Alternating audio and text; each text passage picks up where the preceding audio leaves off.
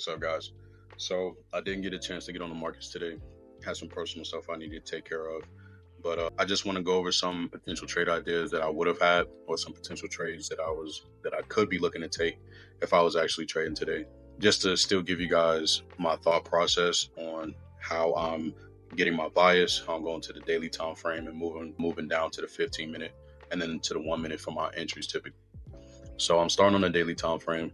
I'm using this monthly anchor VWAP set for the beginning of January. Price action today was above it, but also let me zoom in just a little bit more.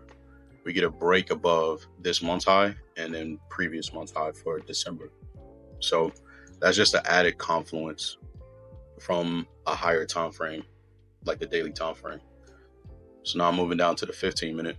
The next main thing, if you guys been watching some of my content, as I'm looking for bullish breaks of structure on the 15 minute to tell me that price action could potentially go higher. Like I said, it's just an added probability I use.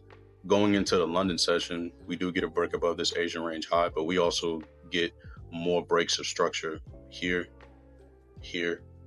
But the main things that I'm typically looking at are the session highs and lows themselves. So in this case, we do get a break above structure. Now, the next thing that I'm typically using to give myself added confluence or added probability is that once price action is going higher, I'm looking forward to retrace or come back down to this anchor VWAP that I have set on the 15 minute. And then at that point, I'd be going down to the 1 minute, looking for 1 minute divergence, some consolidation, and then looking for a bullish break of that consolidation. So let's move down to the 1 minute. So this is where price action eventually comes back down to the anchor VWAP that I have set for the 15 minute or of the day specifically, but we don't get any 1 minute divergence. So I don't have it marked up. I'm not looking for any trade ideas, at least during the AM session. But moving over to the PM session, we get another hit again to the anchor VWAP, but price action doesn't make any divergence. It attempts to, but we get a low here, and then price action on the RSI pushes lower again. So it breaks any potential divergence. So I don't have it drawn up. All right, so let's go to US oil. So today on US oil, price action, this green line is my monthly anchor VWAP. Price action is above it. So that's an added confluence to tell me that price action could go higher. This black line is another previous month's anchor VWAP set at its beginning of the month. And what I'm typically looking for when price action does this is to get bullish breaks of structure above this black line. So let's go down to the 15 minute. So this is what price action looks like as it's actively moving around this monthly anchor VWAP. So when I'm thinking that I want to get into a position, I want bullish breaks of structure like this London high. Let's zoom in a little bit more. I want to get a bullish break of structure at this London high above this monthly anchor VWAP. And when price action retraces, this is where I would be looking to take my entries on the 1 minute, but I'll go down there in a second. The next thing that I do like about this is that we do get a break above previous day's high right here as we go into the PM session.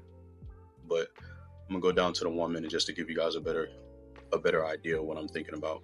So after we get the first break of structure, right, price action comes back down to the anchor VWAP. I'd be looking for 1 minute divergence, but we don't get it. So I didn't draw it. Going over to the PM session on US oil, we do get 1 minute divergence. Price action is going lower on the RSI. It's making higher lows. And this green box is how I'm drawing my consolidation zones. We get a bullish break above that. That's where I would be entering on the 1 minute. Had I gotten into this trade, my stop loss is at the very low of this consolidation zone that I drew. And we would be able to get 1R.